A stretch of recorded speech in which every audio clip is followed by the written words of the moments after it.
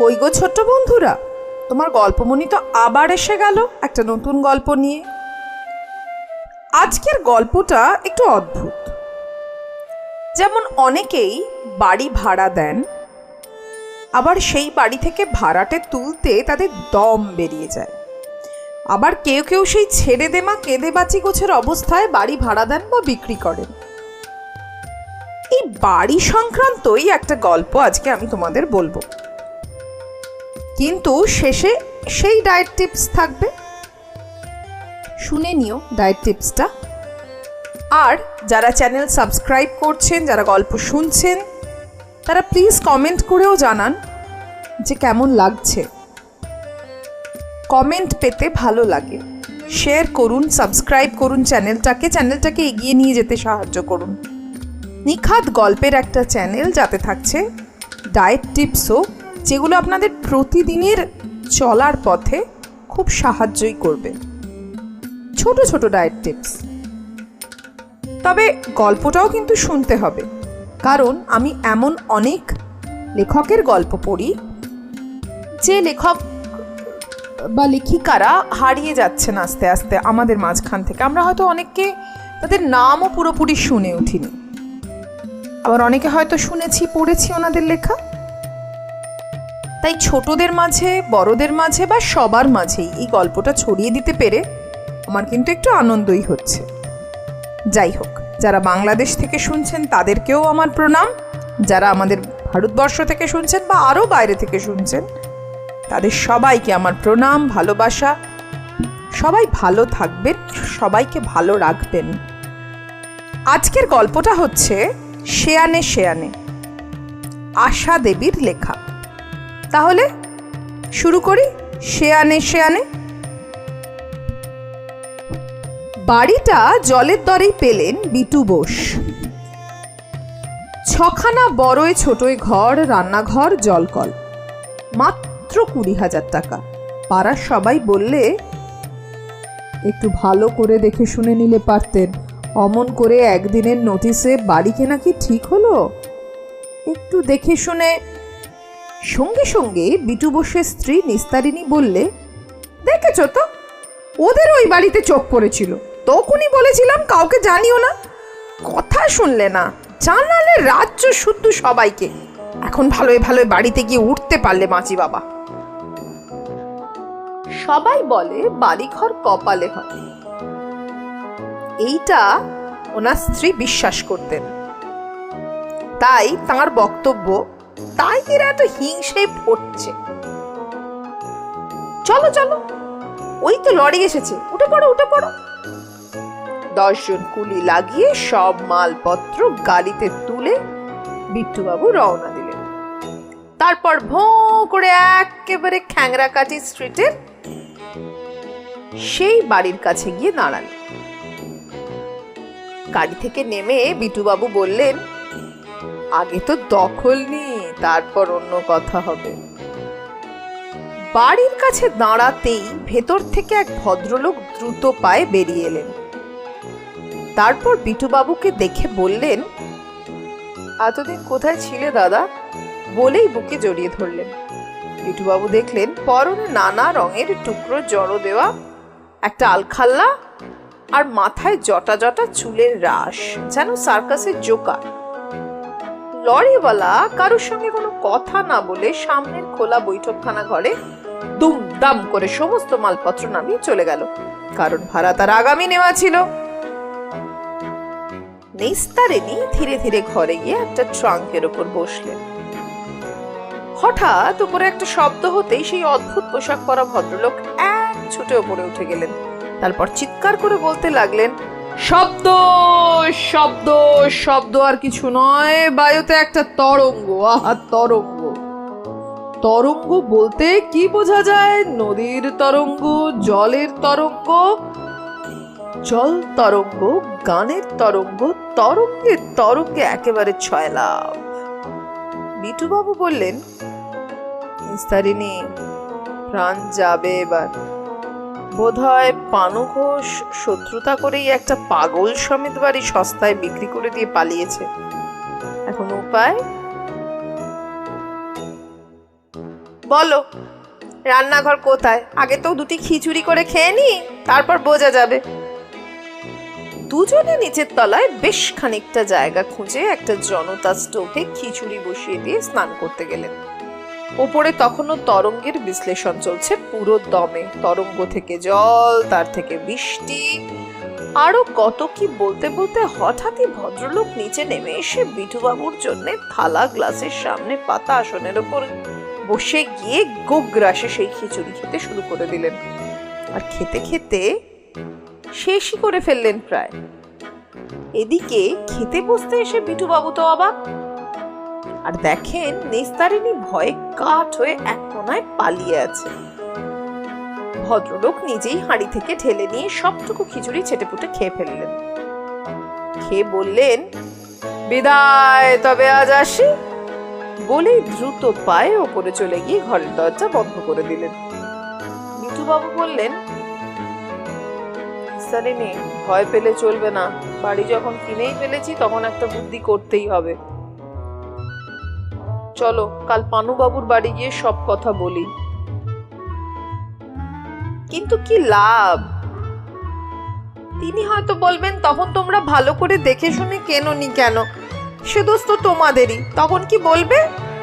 মিছিমিছি ওসব নিয়ে কথা বলা বলি করলে পাড়ার সবাই হাসবে, বলবে আচ্ছা বোকা, এরা দেখে শুনে কেনে নিয়ে এখন ঝগড়া করতে হয়েছে। তবে এখন উপায়?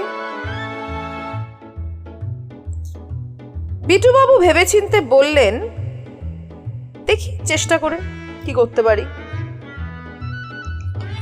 এইবার বলে তিনি ওপরে চলে গেলেন। দেখলেন ভদ্রলোক যত রাজ্যের আরশোলা নিয়ে শিশিতে ভরে সযত্নে তাদেরকে সাজিয়ে রেখেছেন। শিশির গায়ে কোনোটাতে লেখা 1950, কোনোটাতে আবার 1905, আবার কোনোটাতে লেখা লঘুকরণ, তার উপরে আরশোলা আর নিচে লাল পিঁপড়ে। বিটুবাবুকে দেখেই ভদ্রলোক একটা হাতুড়ি নিয়ে এসে দাম করে ছাদের সিঁড়ি ভাঙতে লাগলো। বিটুবাবু ঘাবড়ে গিয়ে বলেন, এ কি, আমার বাড়ি ভাঙছেন কেন? দেখুন, আমি সিঁড়ি ভাঙবার অঙ্ক কষছি। প্রথমে সিঁড়িগুলো ভাঙতে ভারী কষ্ট হতো, এখন একটা বড় হাতুড়ি আনবার পর সবটা একেবারে জল হয়ে গেছে। বলেই ভাঙা সিঁড়ির ওপর এক ঘটি জল ঢেলে দিলেন। বিটুবাবু তো বড় বড় চোখ করে তাকিয়ে রইলেন, ছাদের সিঁড়ির সর্বনাশ করে দেবে আর কিছু বললেই। তাই চেয়ে চেয়ে দেখতে লাগলেন।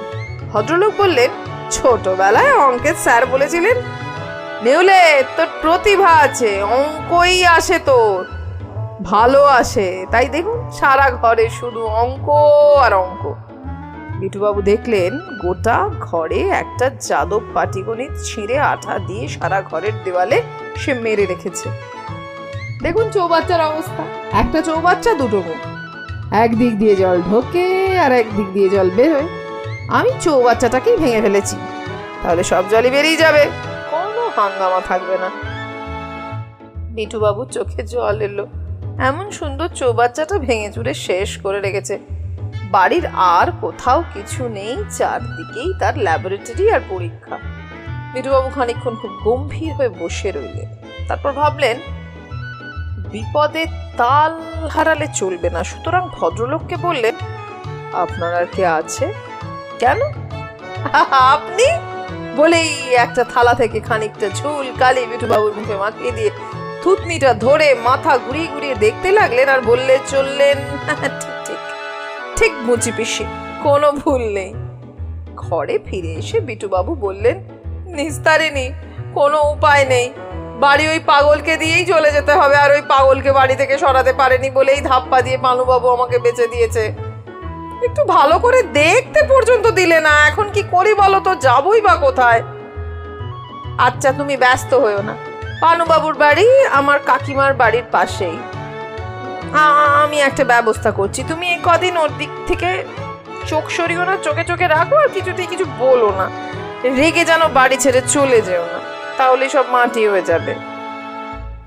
নিস্তারিণী সকালবেলা উঠেই ভগবানের নাম সেরে বেশ করে সেজে গুজে একটা ট্যাক্সি করে কাকিমার বাড়ির দিকে চললেন।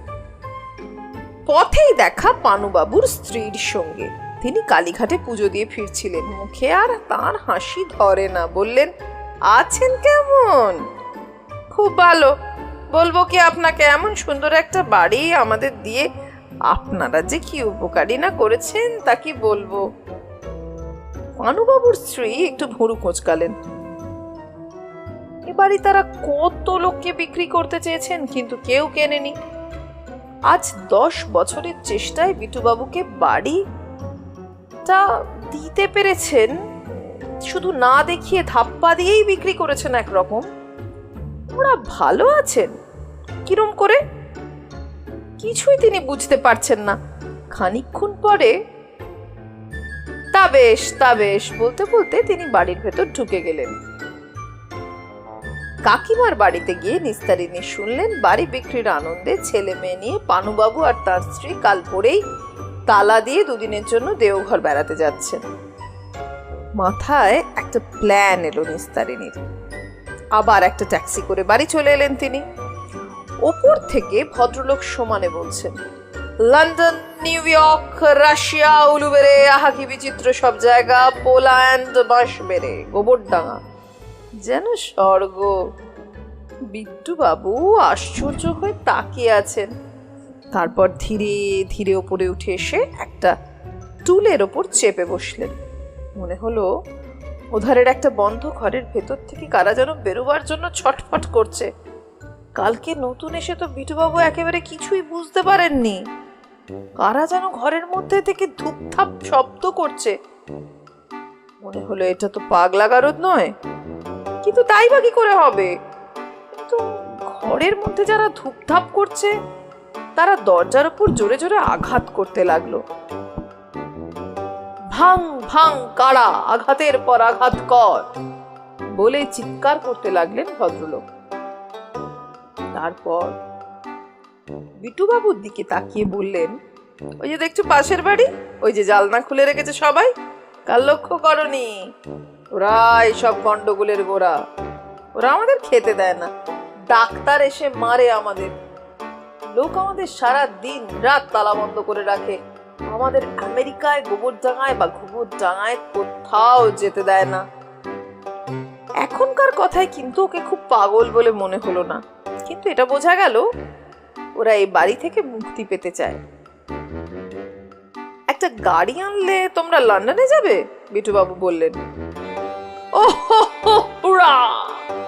সবাই বেরো গুহা ছেড়ে, আমরা লন্ডন অভিমুখে যাত্রা করব। ওঠো ভাই সব, জাগো, এখন তোমাদের জাগার সময়। বলতে বলতে লোকটা সেই হাতুড়ি দিয়ে দাঁড়াম দাঁড়াম করে মেরে দরজা ভেঙে ফেললো, আর পিল পিল করে ওর মধ্যে থেকে প্রায় জোনা 10 পাগল বেরিয়ে এলো। চলো লন্ডন বলেই তারা থলে ভরে বেড়ালের বাচ্চা, সোনা ব্যাঙ, আরশোলা, ঝুড়ি ভর্তি মরা কুকুর, খাঁচা ভর্তি মরা পাখি নিয়ে দরজায় দাঁড়ানো লরিতে উঠে বসলো এবং বিদ্যুৎ গতিতে লরিটা তাদের নিয়ে একেবারে পানু বাড়ির দরজার সামনে পৌঁছে দিল। তারপর তারা 11 জন চল সই চল, জল আনি গে, জল আনি গে চল গান করতে করতে দাঁড়াম দাঁড়াম করে হাতুড়ির বাড়ি দিয়ে তালা ভেঙে বাড়ির মধ্যে হুর হুর করে ঢুকে পড়লো। এবার আর সিঁড়ি ভাঙা নয়, দরজা ভাঙার অঙ্ক কষতে হবে ভাই সব। এসো এসো বলে সবাইকে বাড়ির ভেতরে ঢুকিয়ে নিয়ে সেই প্রথম লোকটি দাম করে দরজাটা বাড়ি থেকে বন্ধ করে দিল। বিটুবাবু আনন্দে প্রায় কেঁদে ফেলার অবস্থা। একটা রিক্সা ডেকে বললেন, 5 টাকা বকশিস, চল। চলতে চলতে শুনতে পেলেন যেন বাড়ির ভেতরে প্রলয় হচ্ছে। তাহলে কেমন লাগলো ছোট্ট বন্ধুরা তোমাদের এই অদ্ভুত গল্পখানা? দেখেছো তো লোক ঠকিয়ে বাড়ি বিক্রি করে কি অবস্থা হলো শেষে পানুবাবুর। পানুবাবুরা দেওঘরে আর পাগলরা পানুবাবুর বাড়িতে। যাই হোক, গল্পটা কেমন লাগলো কমেন্টে অবশ্যই জানি। আমি অপেক্ষায় রইলাম। আর আজকের ডায়েট টিপস, আমাদের লাংয়ের জন্য এই সময়টায় ভীষণ ওয়েদার চেঞ্জের জন্য আমাদের লাংয়ে অ্যাটাক হচ্ছে, ইনফেকশন হচ্ছে। আমরা যদি আঙুর খাই, সেটা যে কোনো আঙুর হতে পারে, তাহলে আমাদের লাং কিন্তু সুস্থ থাকবে, অ্যালার্জির প্রবণতা কমবে। আমরা প্রতিদিন একটা করে পাতিলেবু যদি খাই রস করে, তাহলেও কিন্তু অ্যালার্জির প্রবণতা কমবে। ঠান্ডা লাগা, সর্দি কাশি হওয়া, এই ধাতটাও কিন্তু অনেকটা কমবে। তবে হ্যাঁ, খালি পেটে লেবু নয়, খালি পেটে আঙুরও নয়। কিছু হালকা খেয়ে তবেই লেবু জল বা আঙুর, তবে ঈষদ উষ্ণ জলে লেবু দিয়ে নয়। তাহলে লেবুর ভেতর যে ভিটামিন সিটা থাকে সেটা গরমে নষ্ট হয়ে যায়, তাই যে কাজটা করার কথা সেটা করে উঠতে পারেন। তাহলে আজকে ডায়েট টিপস এই অবধি।